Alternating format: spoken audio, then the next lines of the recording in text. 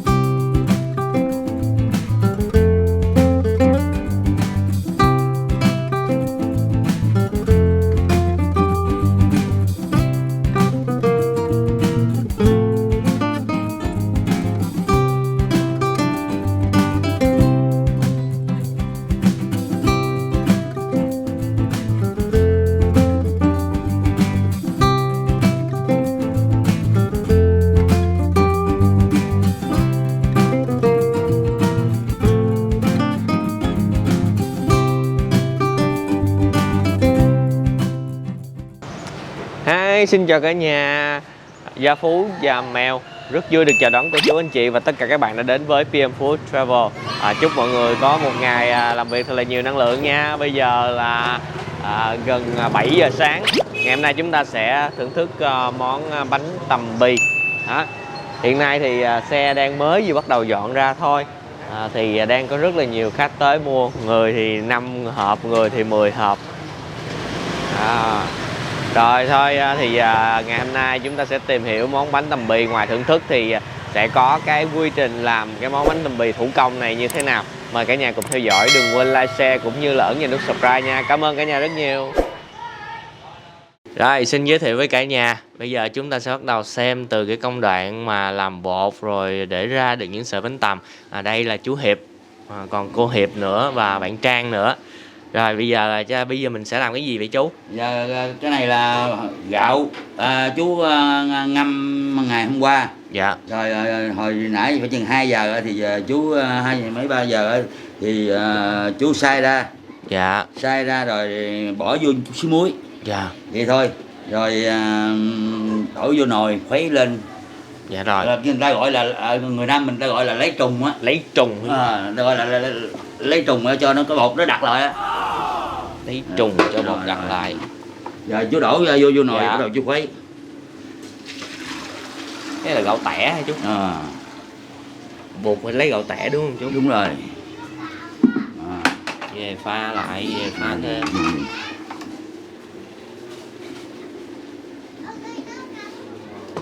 Có khi nào mình phải pha khác không chú?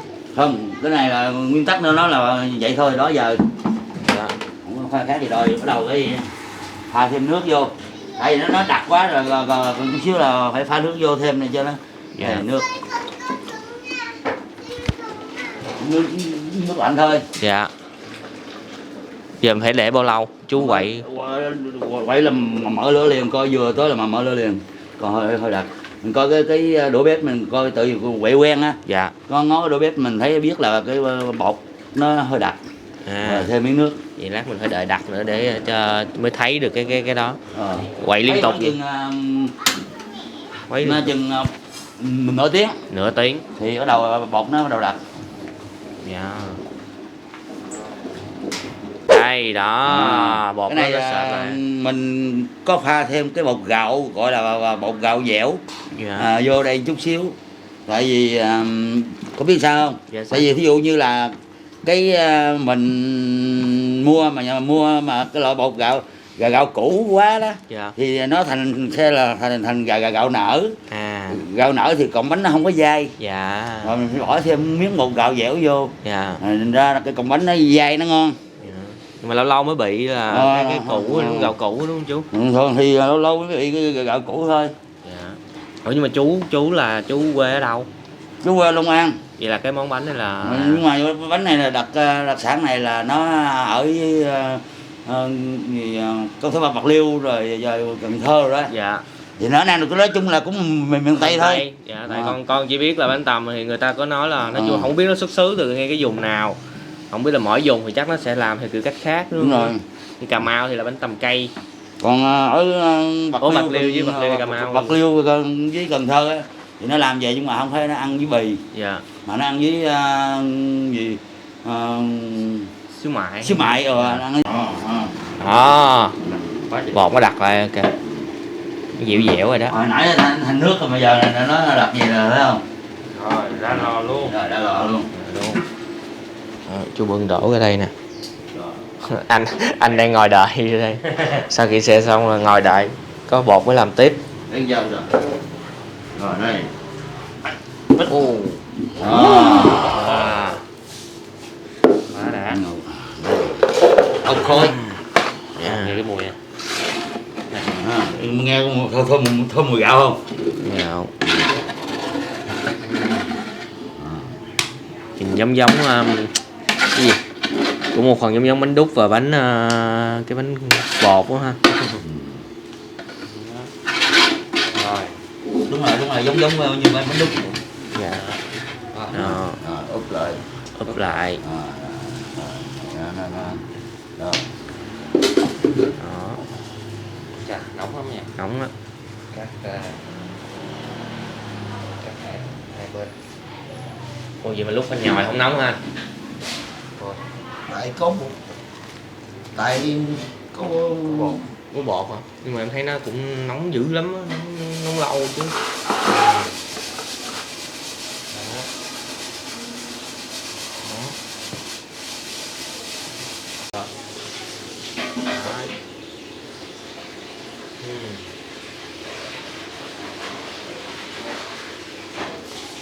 Nóng lắm á, nóng tối luôn nè. Anh phải ịn tay vô bột làm cho nó đỡ nóng.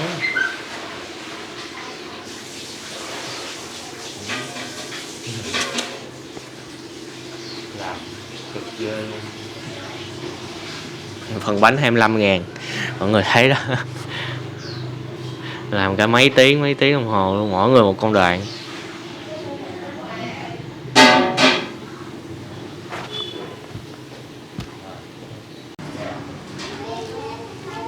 Đi tắm hả? Đi chơi Bột đi tắm rồi nãy giờ đi về Đó. Đây là cái nồi bột đổ ra rồi anh sắc cục bột này nè. À. Ra ngoài luôn. Cái bột này là anh là bột năng đúng không anh? Bột năng. Dạ. Ra đây anh nhồi bao lâu thì bắt đầu mình mới xe anh? Nhồi như thế nào mới được là được?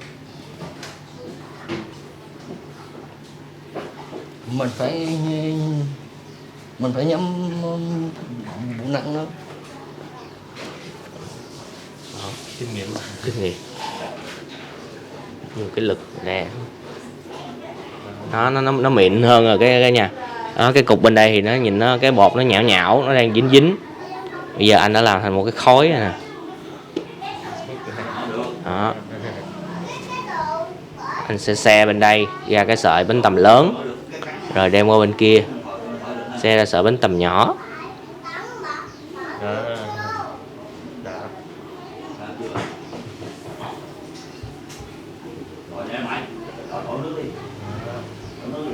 Rồi cái này anh xe ra sợi về bao nhiêu ký rồi mới đem qua bên kia? 2 kg, người ta lấy 2 kg để xe 2. Dạ, cứ 2-3 ký hả anh?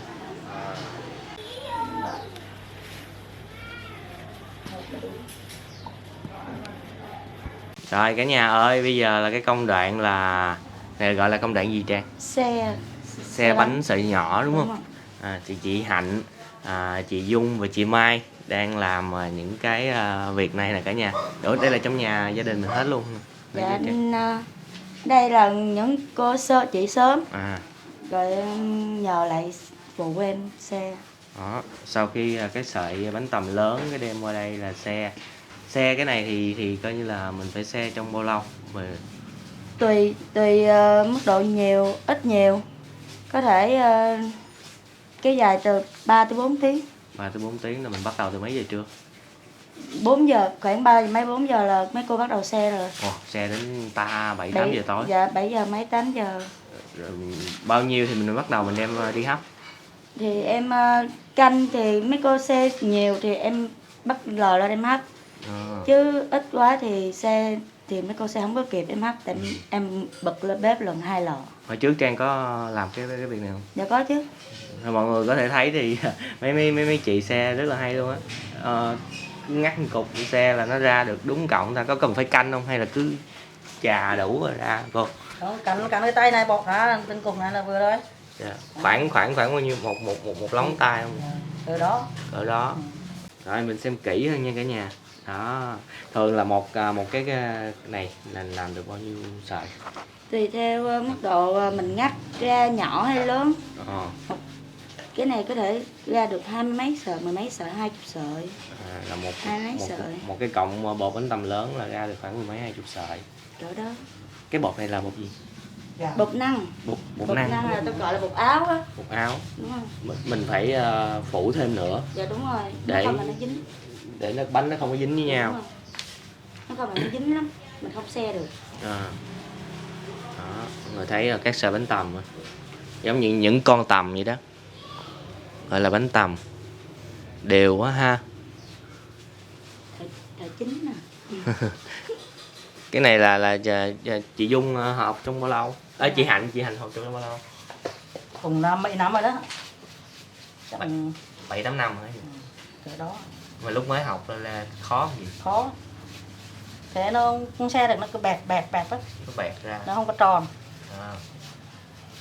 Này là phải đòi hỏi cái độ khéo léo của đôi bàn tay. Cả nhà nhìn thấy cái thớt không? Đó, nó dính cái bột lên. Mỗi ngày là mỗi làm. Đó, chị ngắt rất là lẹ. Nha, nhúng vô một cái ngón tay cái, đẩy một cục ra là xe ra được một sợi. Rồi làm từng sợi. Máy thì thường nó làm một lần là cả mấy chục mấy trăm.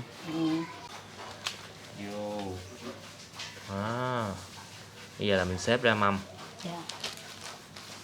Em sẽ là một lần mình hấp một mâm hay sao? Lần em hấp 2 mâm. Lần hấp 2 mâm. Dạ, mà em có 2 nồi là lần em ra được 4 mâm. Thấy có cọng kẽm này vậy là mình nó treo ở trên hả? Dạ đúng rồi. Em treo làm xong á, mình treo nó lên, rồi mình lấy mấy cái bao này ra mình dập mình treo cái gì nó lên.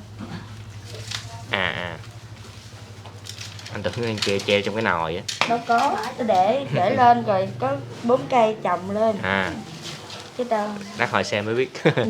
Chứ treo lên rồi nó đổ hết rồi sao? Treo ngang á, anh tưởng là nó giống như là có cái gì để mình treo mình dắt lên, treo ngang nó nằm vậy. Mấy cái này là chỉ để là em xách ra vậy nè, nó đỡ nóng thôi. Mình để mình phải chừa một cái khoảng trống hả? Dạ đâu có. Tại vì cái bánh của chị này á nó dài quá. Nên để bên này thì nó sẽ không hết cái mâm, em chèn mấy cái bánh ngắn hơn vô. Đó, nó sẽ rồi vừa khít một mâm.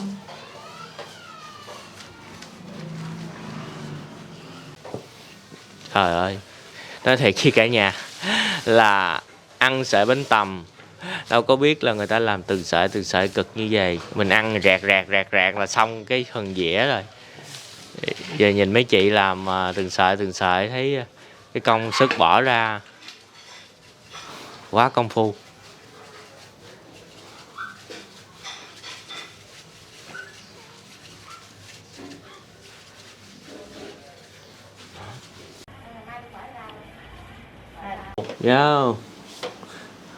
Bắt trọn khoảnh khắc. Tại vì mấy chị em làm rất là nhanh luôn cả nhà ơi. Mỗi công đoạn thấy mọi người làm rất là nhanh tay. Cái này cũng để cho khỏi dính bánh đúng không? Dạ, đúng rồi. Cái bánh nó sẽ tơi hơn. Rồi có dầu nhiều nó dai còn bánh. Có dầu nó sẽ dai còn bánh nha. Ngộ nghe. Kế tiếp. Cái nữa luôn. Rồi.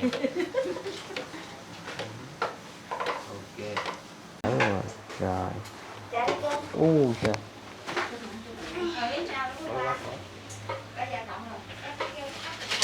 ngoài luôn nha. Đây, hấp bánh nè cả nhà ơi. Đó. Hồi nãy Phú tưởng đó là đó ha, giống như là người ta nướng vịt quay á. Tại vì thấy cái đó là người ta treo lên. Đây là có cái sừng ở dưới. Để lên. Để cái thanh sắt. Inox chứ. Nhôm. Inox. Rồi hấp. Bao lâu bánh chín? Dạ khoảng 15 phút. 15 phút. Ok. Phải đè cục đá lên nữa không? Cái đó tinh thế này. Nó chín. Kính.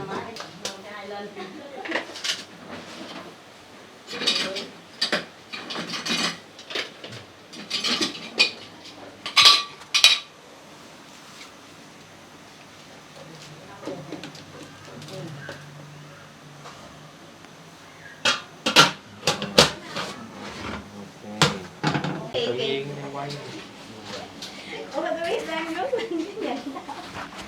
Chín rồi, tới giờ rồi.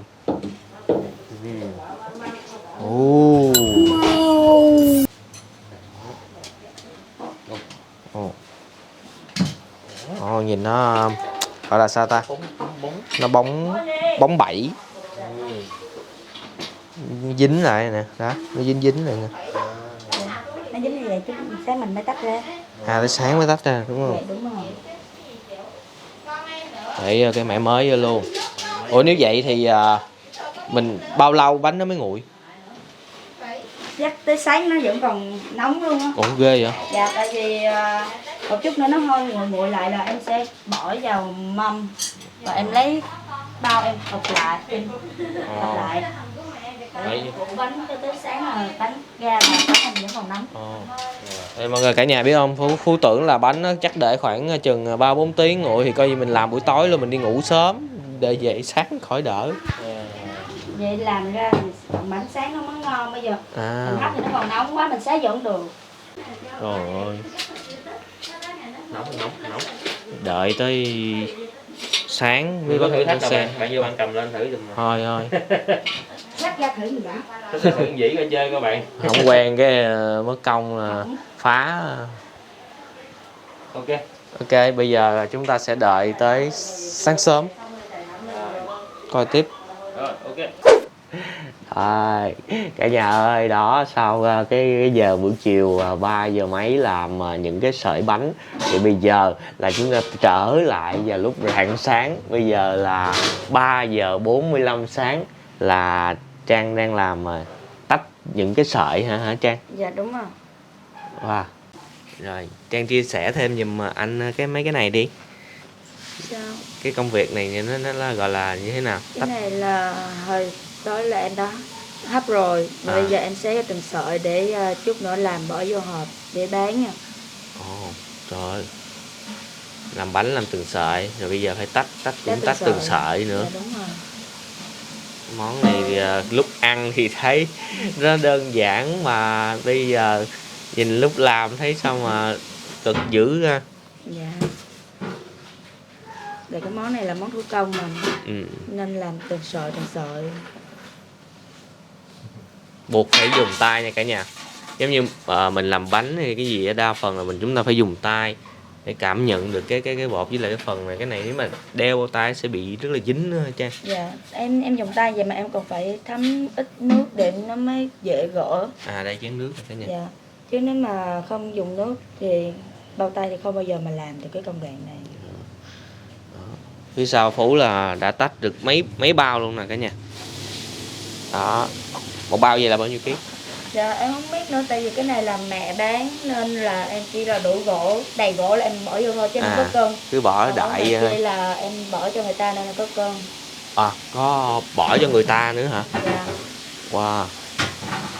Em bỏ mới cho người ta đi mua đi bán lại rồi em bỏ mới siêu thị nữa. Wow. Nếu mình chỉ bỏ cái sợi bánh thôi đúng không? Em đúng rồi, em bỏ mới cho người ta, em bỏ sạch bánh thôi. Còn siêu thị là em bỏ hết, em bỏ tất cả. Nước cốt dừa này nọ luôn. Dạ đúng rồi. Bây giờ sau khi tách xong này là một lát nữa chúng ta sẽ làm cái cốt dừa và bì. Cốt đỏ ngọt nước cốt dừa nè. Ở dưới thì Dở cái bao lên. Tập tạo buổi sáng, tập tạo buổi sáng. Trời ơi nó nặng. Dễ chứ nặng à. Cũng gần cả chục ký á cả nhà. Không, mà mấy ký. Wow. Lợi hại quá. Đây, chúng ta đến với linh hồn thứ hai của món bì. Đầu tiên là cốt dừa. Đó. Hai món.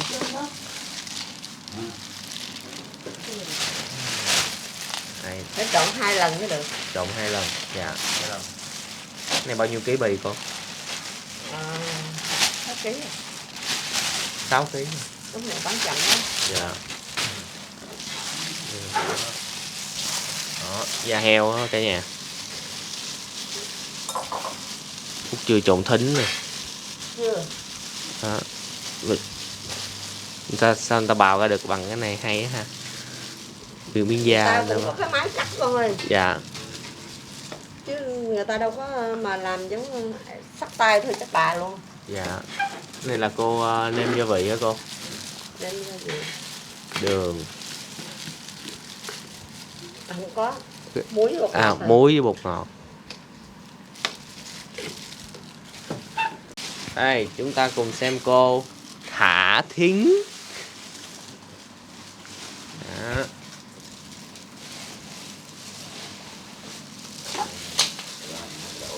Thính là gạo nha cả nhà. Gạo rang. Gạo rang đó. Có nhiều nơi thì họ dùng dùng những cái nguyên vật liệu khác nữa, nhưng mà đa phần là gạo rang. Nhiều bạn không biết thính là gì. Nghe thính là thính thôi. Thả thính không? Dạ. Ở thành phố người ta ít có biết thính. Thính là cái gì? Cái này nó sẽ giúp mình ăn trong cái món cái nhà nó ăn mình có cái độ bùi. Và thính của cái món này thì là thường là đa phần là Phú thấy thì nhiều hơn là so với cơm tấm. Trộn rất là nhiều thính. Cơm nấm đã ít thính. Dạ. Mà cô trộn vậy người ta còn chê đó nha. Ít thôi cô, chỉ ít Người thôi. ta chê ít đó. Ta thích nhiều hơn. Người ta thích nhiều hơn nhiều khi. Để Mấy người lại mua bì cô đó. Dạ.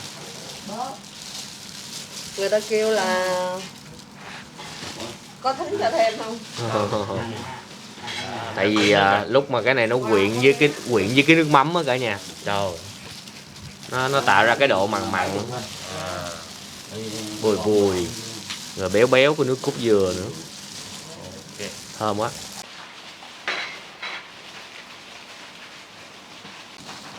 Cắt nữa nè cả nhà ơi. Tưởng nguyên cọng. Cái nguyên cọng nó dài, cơm tấm ta đâu cắt.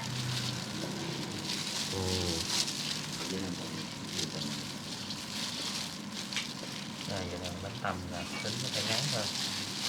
Để ngắn hơn mà, nhưng mà ý là mình cứ tưởng là nhìn nãy ngắn rồi, không có nghĩ là cô cắt đôi nữa. Đó, xong là bỏ thịt cho luôn đó cô. Đây, thò thịt.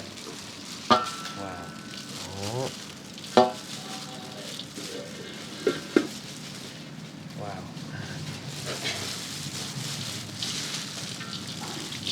Thịt thì có cắt không cô? Hay mình chỉ cắt thính thôi? Hả? Thịt thì để vậy luôn. Thịt để vậy đây.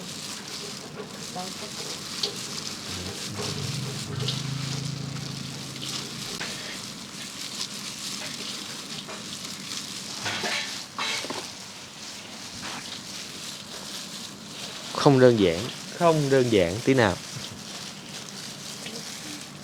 Chứ tụi con thấy còn thịt nữa.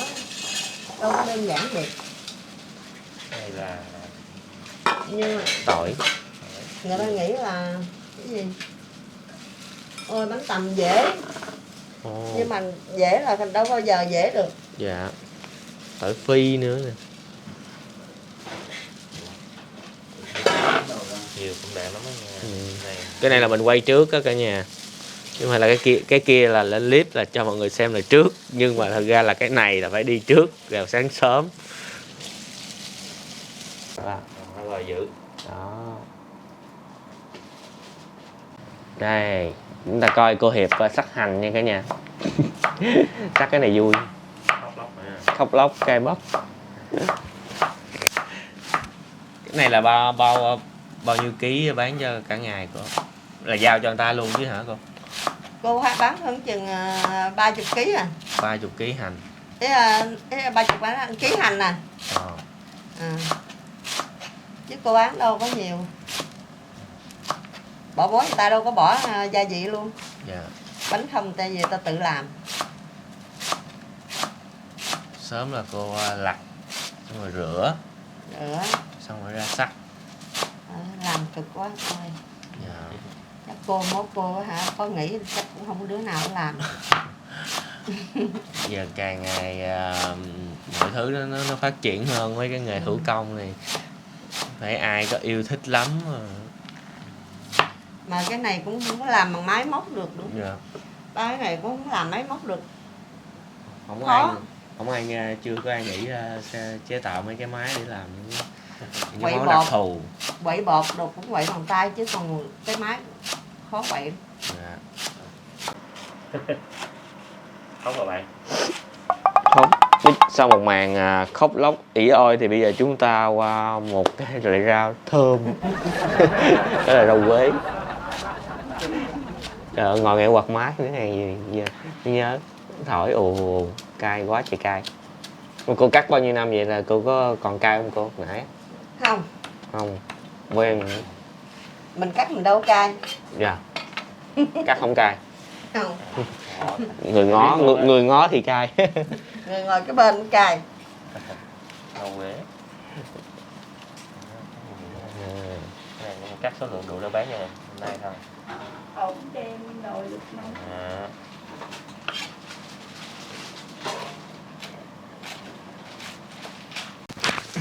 Đây, dưa leo là chú làm hả chú? Dưa này dưa leo mua về cái cắt đầu cắt đuôi cho nó rồi rửa sạch sẽ rồi bắt đầu cắt ra từ miếng nhỏ nhỏ này nè. Yeah. Rồi bào nhuyễn ra. Chút xíu là giá với rau rồi bỏ chung vô là làm thành phẩm. Đây là dưa bào. Đây là dưa bào.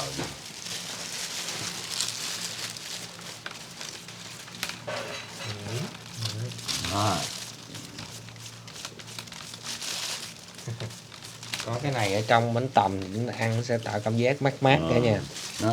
Nó đỡ ngán. Nó ngáy với cái nước cốt dừa và bì.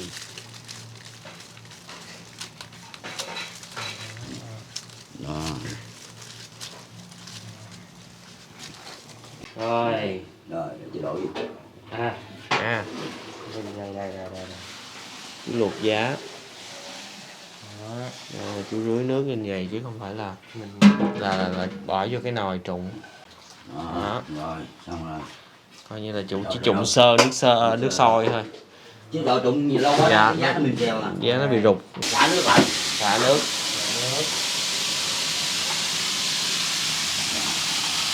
Rồi là xong mới nữa.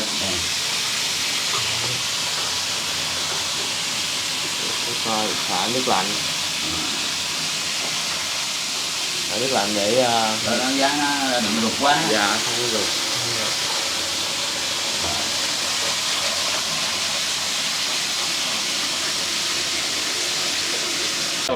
Rồi, chúng ta xem chú phi hành cả nhà ơi. Đâu có gian bạn. Hết hồn. Hay là hết hồn bạn. Thì mình quay với dầu riết giờ Ám ảnh rồi. ám ảnh rồi. Ám ảnh hơn. Trộn lên.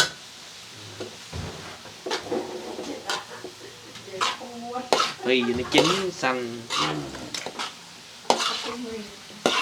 Cũng sơ thôi đúng không chú? Sơ thì hành mà nó gặp dầu nóng là nó dạ là nó chín liền. Chín liền. Nhưng mà phải để hơi lâu xíu rồi cho mấy cái gốc nó.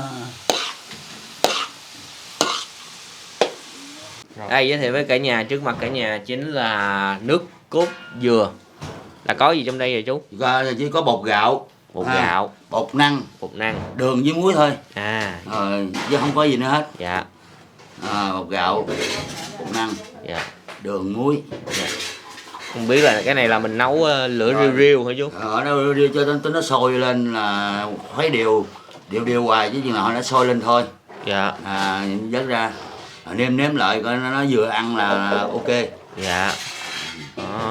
Có bột năng, bởi vì hàng gì cái nước cốt dừa nó hay sệt. Sệt là phải, nó phải hơi sệt một chút. Nước cốt dừa không? Dạ. Nước cốt dừa. Cái nước cốt dừa là người ta giao tới là người ta của bóp hết. Người ta dắt máy không à? Dạ. Ta dắt máy người ta giao lại cho mình. Dạ.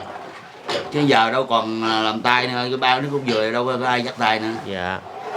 Bao lâu mình xong cái nồi nước cốt dừa này? Ở chừng 45 phút. 45 phút. Cái gì là 45-50 phút mới xong nồi nước cốt dừa. Lát mình canh nó sôi, mình quay cho cả nhà xem. Rồi, sôi rồi nè cả nhà ơi. Nên mình có cần phải quậy thêm nữa không? Quậy lên. Dạ, chú quậy. Đây, nước cốt dừa giờ nó đặt là ngon không? Đó. Từ trước giờ là coi như cái khâu nước cốt dừa là chú làm không? Làm không? Cái này. Mỗi người nếm một loại ha. Chú múc lên chú múc lên một muỗng nữa coi. Múc lên cái đó. Đây. Wow. Bây giờ đặt theo ngon không? Dạ. Ok. Rồi ok. Cán đậu. Cán đậu. Nó diễn cho nó mới thơm. Dạ. Cái này là con nhớ hồi nhỏ là ở nhà ăn như khi thèm á, cũng có một ít đậu phộng cái đem ra đưa cái chai nhỏ ngồi cán lát chừng nào mỏi cán được tí xíu rồi mỏi tay nghỉ rồi cả nhà. Tại cái này phải dùng lực dữ lắm á, nó mới nhuyễn được cái đậu phộng. Tại vì cái đậu phộng để gì nhiều người già ta ăn ra không được. Dạ. Mà nó không có thơm nữa, mình phải cán ra nhuyễn cho nó mới thơm. Người lớn tuổi người ta ăn được. Thì mỗi hộp bánh thì mỗi chừng muỗng nhỏ thôi. Nó nhiều cũng đoạn. Thủ công không cả nhà thấy không? Nhiều người cứ comment này nọ nhưng mà bây giờ cứ xã hội cứ phát triển mà mọi người cứ thi ấy, những cái món thủ công nó không còn tồn tại nữa. Nên cái này nhiều người ta thích, người ta thích ăn từ xa, nhiều khi ở suốt trên Thủ Đức, Bình Dương người ta cũng xuống người ta mua. Dạ. Đó, diễn rồi.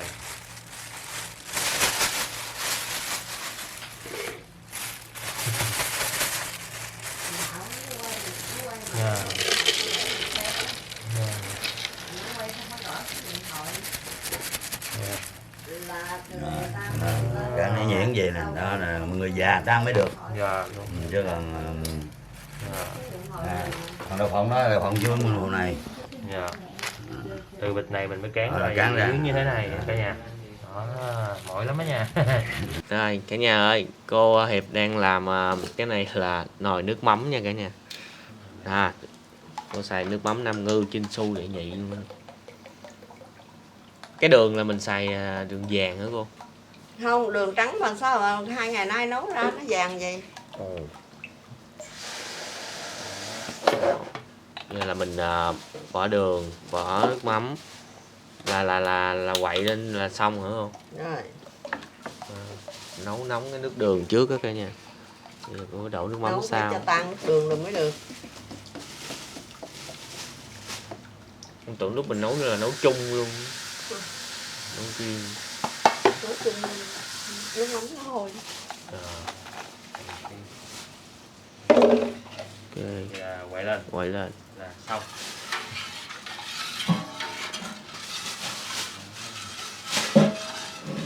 Mùi không? Mùi chưa? có, mà nó không có nồng. Cô đổ vô lúc này nó không có nồng như là Không cái lúc có nồng. Để bỏ vô nấu luôn nó lon nồng á.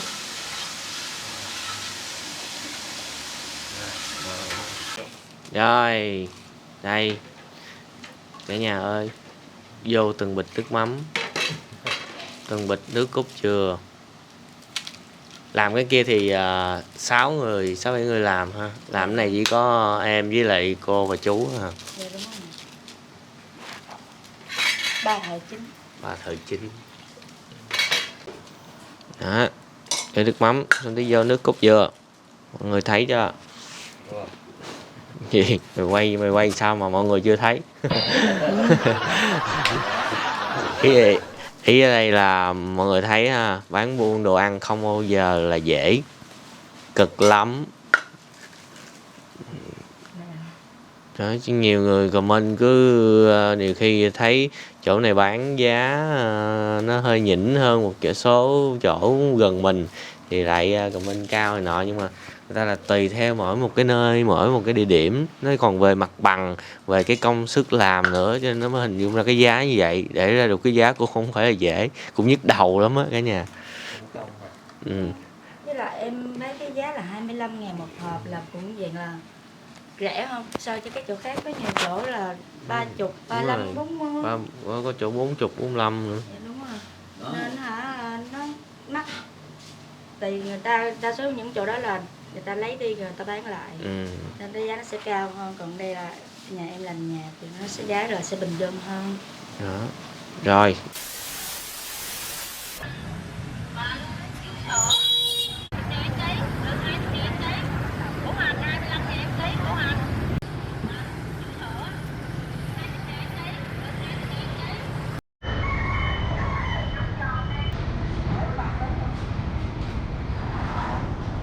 Ok, đây cả nhà, chúng ta đến thông tin chính. Bánh tằm bì giá 25.000, bán mang về nha, không có ăn tại chỗ.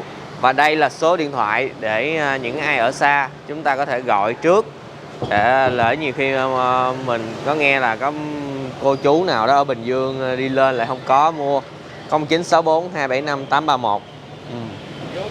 Dạ, vô trong thấy không? Cả nhà thấy chưa? Cái xe chỉ đơn giản vậy thôi, đâu có ai nghĩ là phía sau cái xe này là phức tạp như vậy. Giờ cô đang làm gì cô Hiệp? Cô đang làm Cái này là người ta đặt hay là cô làm sẵn? từng người ta đặt con. Xong, nhanh gọn lẹ. Đó, chú kia nó mua nữa kìa. Ở đây có nước mắm không cay sẵn luôn nha cả nhà. Mình thấy có mấy lần có mấy bạn comment hỏi là có nước mắm không cay không. Ok, có một cái thông tin này rất là quan trọng để mình chia sẻ cho cả nhà. Tại vì mình thấy là cũng có nhiều anh chị hay cô chú á, là khi mà mua món này là chú có kể là vào những cái dịp cúng hay là có nhà có lễ tiệc gì là có thể mua số lượng lớn về để mình ăn ở nhà. Thì cái bì này là hiện nay mình bán ký là bao nhiêu Trang? Dạ 250 một ký anh. 250 một ký. Dạ. Còn bánh tằm bì? Dạ bánh tằm là em bán 40.000 một ký. 40.000 một ký nha cả nhà. Ký là một ký là chắc là được bao nhiêu phần hả? Dạ tầm 6-7 tô. 6-7 phần. Đó thì nhưng mà phải đặt trước một ngày đúng không? Dạ đúng rồi. Còn bì thì hiện tại mình vẫn mua được ở ngay tại chỗ. Ngay tại chỗ thì nếu mà ai ăn ít thì tầm mấy lạng á thì em nào có dư thì em bán. Ok. Em vẫn bán, chứ còn nếu mà nhiều thì phải đặt trước. Đó, mọi người có số điện thoại mọi người có thể đặt trước nha, để mình mua được cái số lượng lớn. Giống ăn cơm tấm không cả nhà. Đèn theo cái dĩa. Quay dễ dễ. Rồi con nhờ cô làm giùm con cái dĩa này nha. Một phần. Đúng một phần. Cô đừng khuyến mãi con nha. Rồi cô làm chậm chậm nha, con lấy hình nha. Rau sẽ ở dưới. Món này bao giờ cũng là rau để ở dưới nha cô ha. 2 hộp nè anh. Rồi.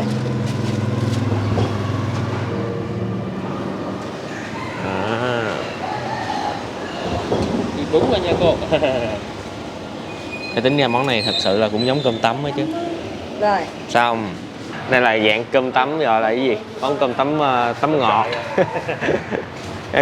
cũng có gạo nè. Để là Bờ của bụi bạn ơi. bờ của bụi tiếp.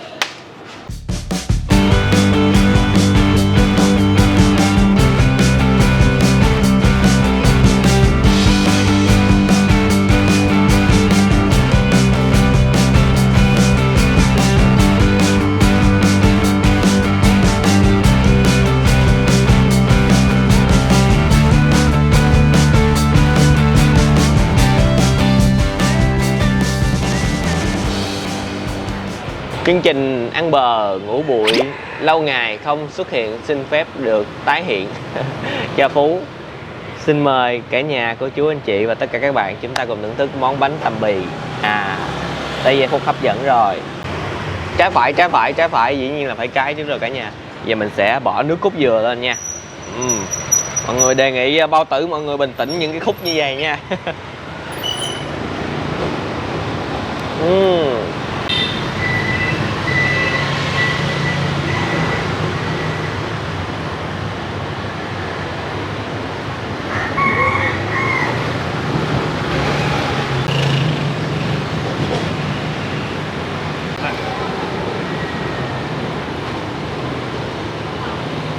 mắm.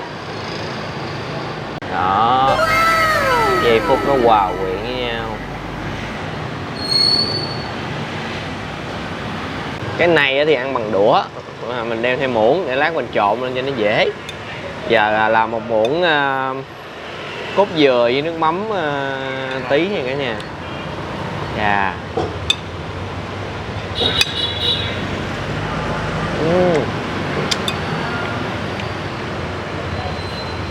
Cốt dừa nó xanh, nó mịn và nó độ béo nó rất là vừa. Mình thưởng thức nó trong cái hình hài đẹp đẽ trước đi. Những con tằm bằng gạo.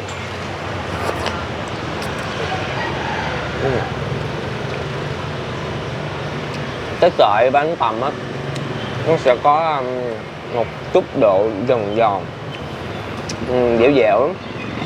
Và cái bột của nó là không có bị dính, không có bị nhão. Rồi, đây là giây phút mất vẻ đẹp. mà mất vẻ đẹp của cái dĩa, nhưng mà nó sẽ giúp cho vẻ đẹp của bao tử chúng ta no hơn. Đây. Ăn cái này là phải trộn lên, phải hòa quyện với cái rau giá, dưa leo, mỡ hành. Hơi thiếu mọi người thấy hơi thiếu sắc đỏ ớt cho mọi người ha. Này, ớt nãy mình bơ mình bóp ra nó không có hết. Đó, vô.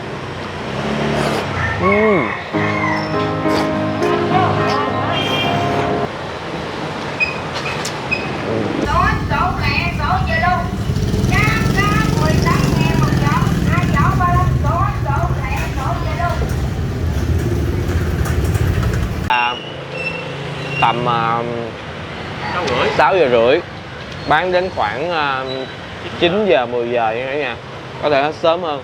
Mọi người lưu ý, sau khi chan nước mắm cốt dừa thì nó đã bám lên, nó giúp cái thính á, nó dính ở trên cái sợi bánh tằm. Đó, khi chúng ta ăn không sợi bánh tằm như lúc này nè, chúng ta cũng sẽ có một cái độ mặn mặn bùi bùi nhẹ của cái thính. Đầy đủ như vậy nè, rau nè, giá nè, bì nè. Đó,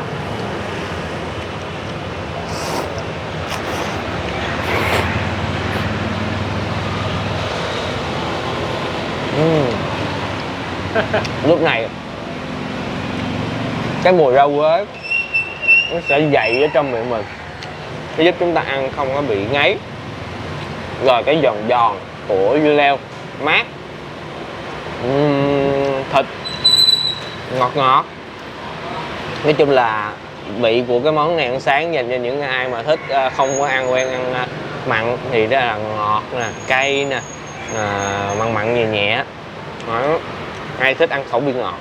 Rồi bình thường mình nấu ăn muỗng thì mình ăn muỗng nè, múc hết luôn, có đậu phộng quyện vô hết luôn.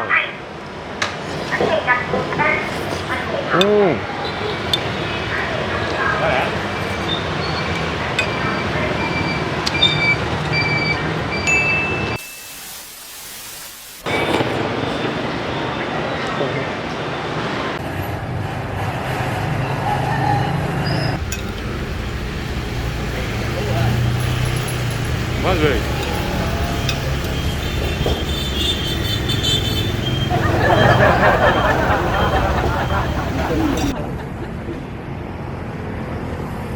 Cô dạy em bài thể dục buổi sáng 1, 2, 3, 4 hít thở.